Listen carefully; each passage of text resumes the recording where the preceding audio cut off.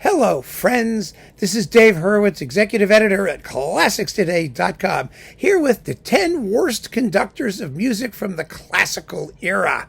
Yes, conductors who conducted classical music but were sucky at the classical period itself.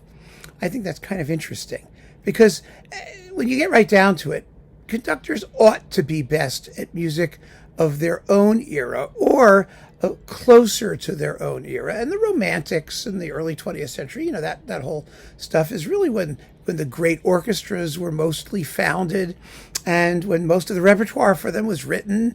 And the classical period is far away. It was back then, and the aesthetic was rather different.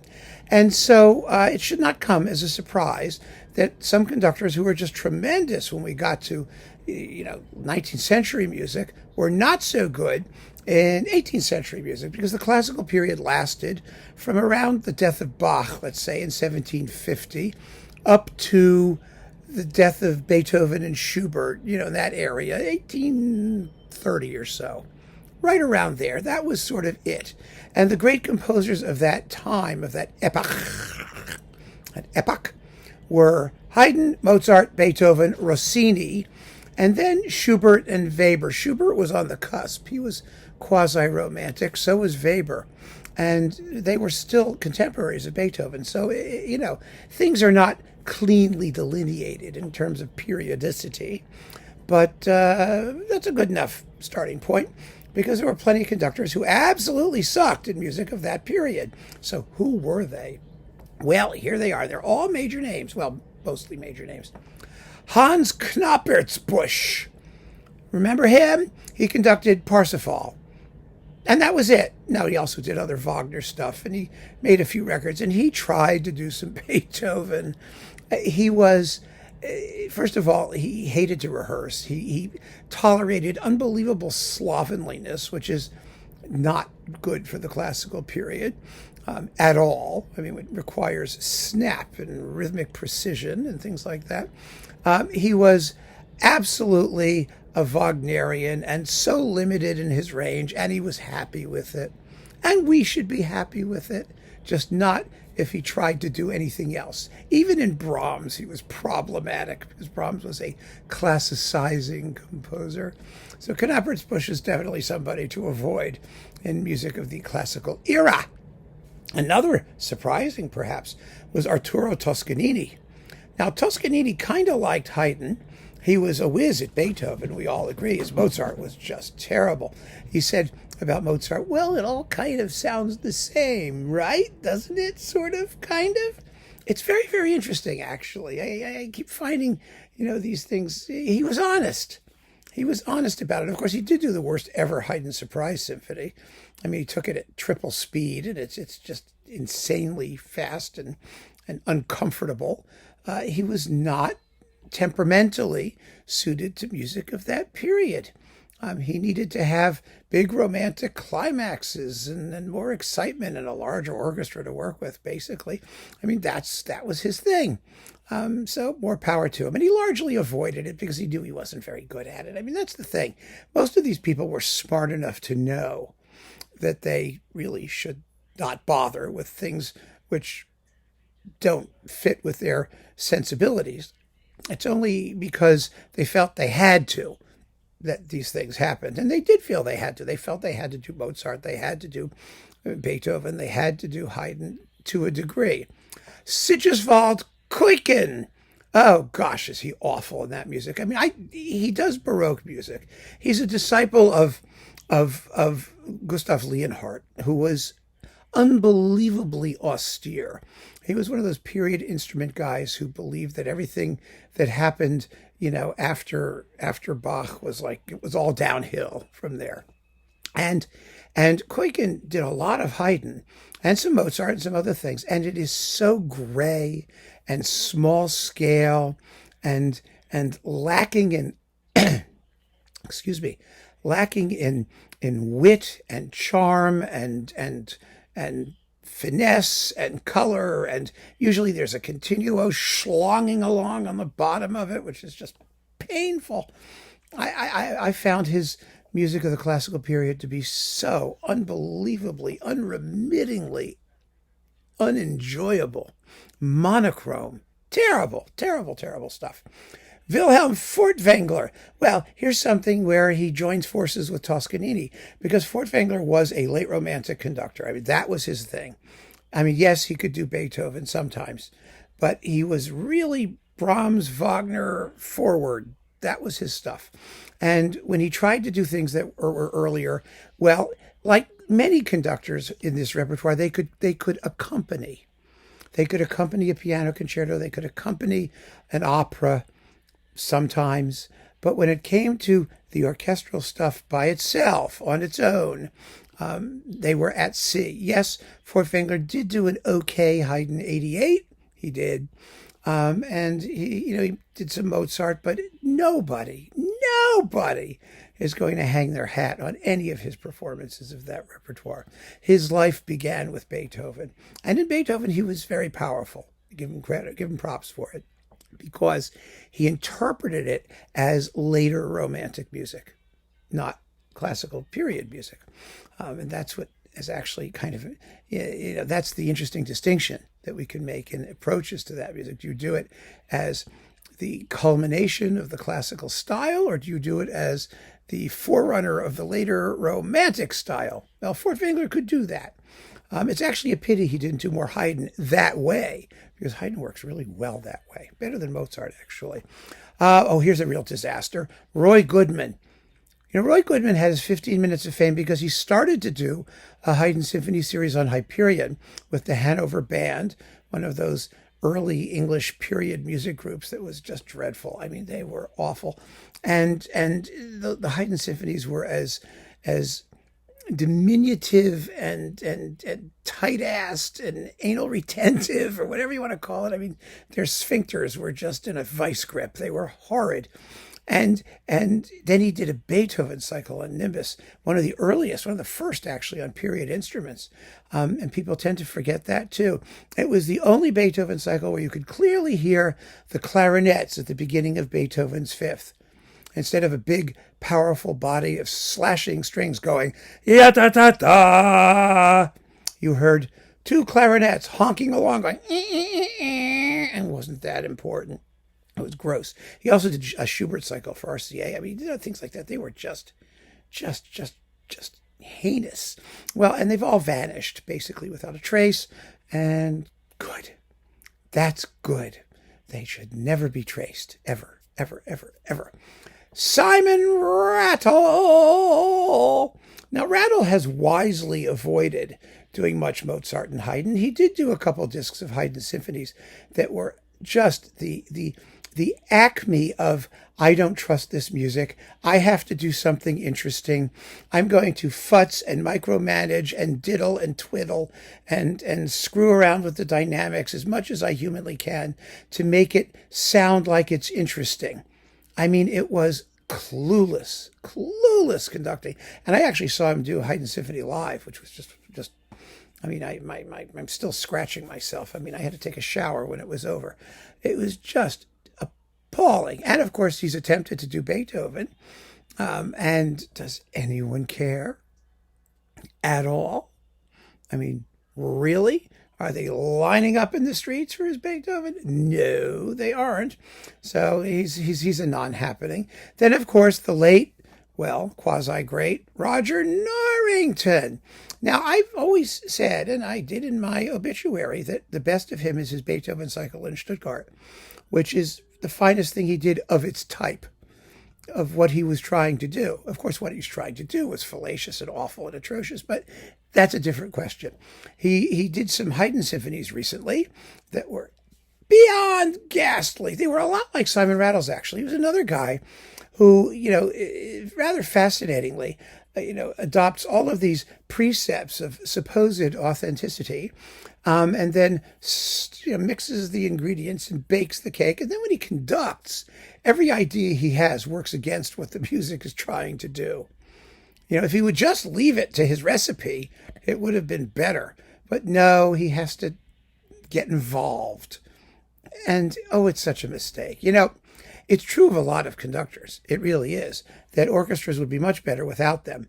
And they only get in the way of natural musicality and what the orchestra wants to do, never mind what the composer actually wrote.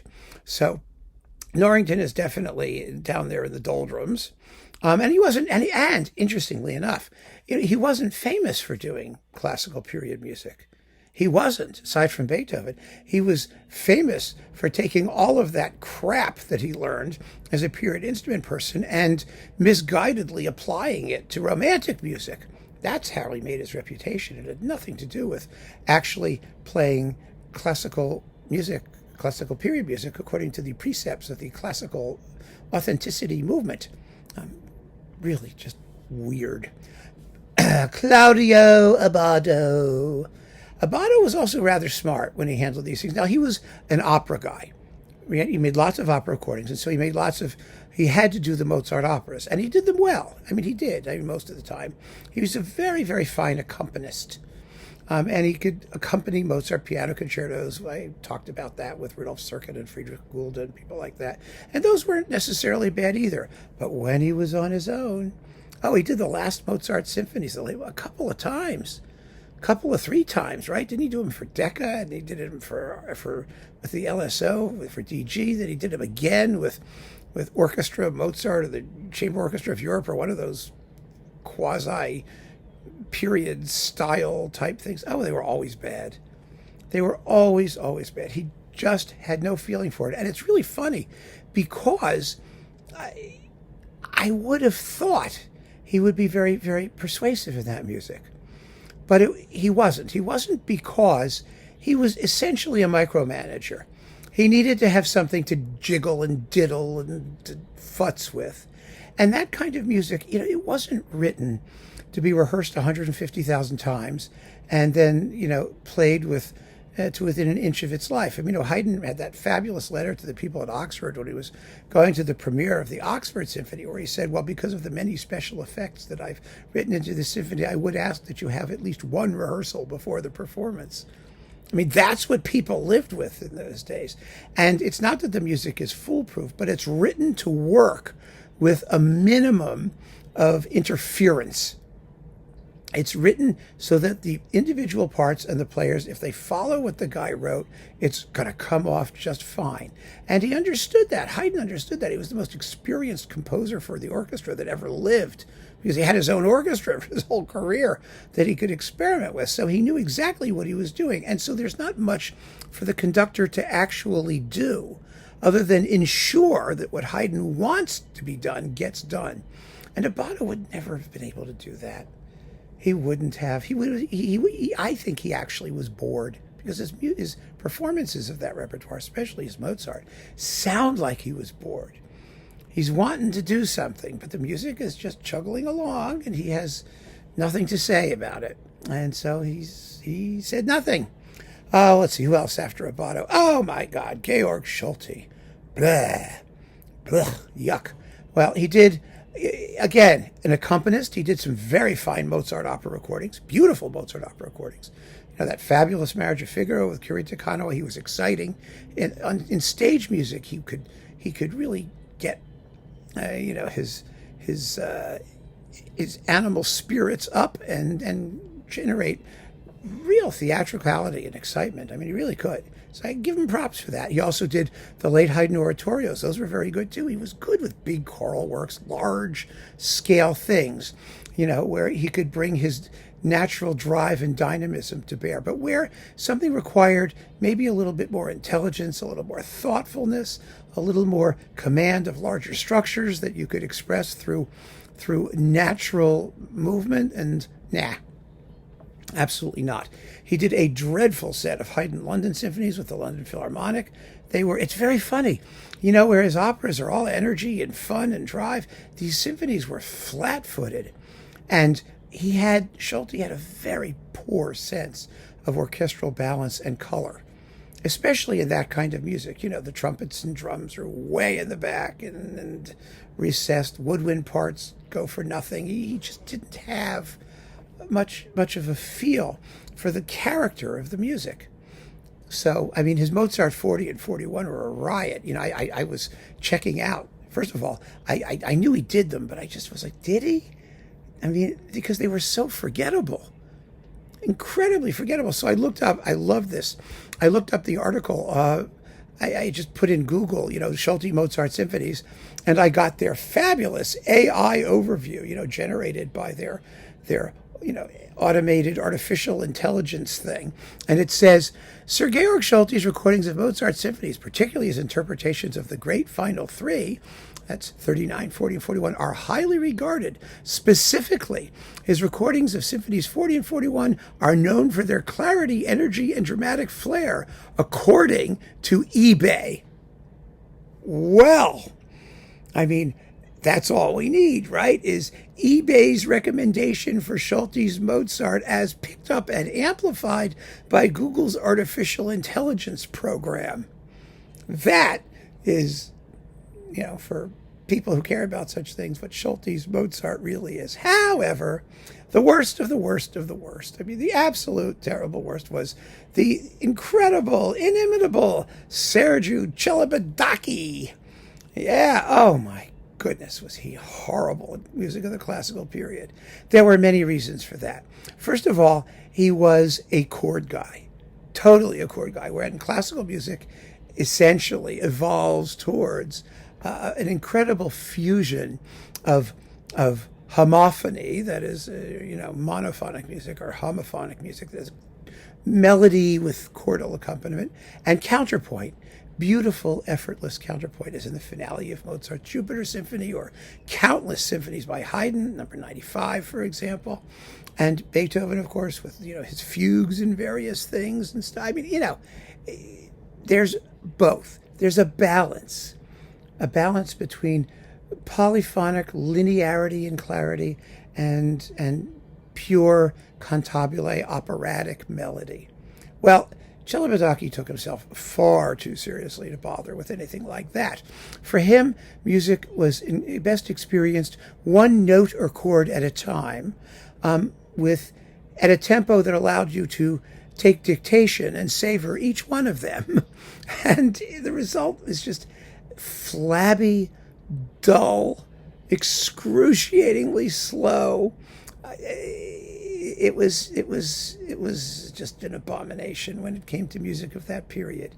And even his cult fans, when they were having brief moments of sanity, would concede that his music of the classical period was really, really bad. And so there you have it, my friends, the 10 worst conductors of music from the classical era. They all thought they should be able to do it. They all wished they could do it.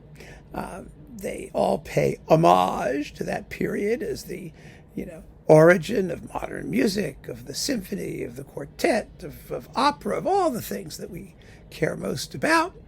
But they sucked when they tried to do it. They did. It wasn't their thing. And there's no shame in that.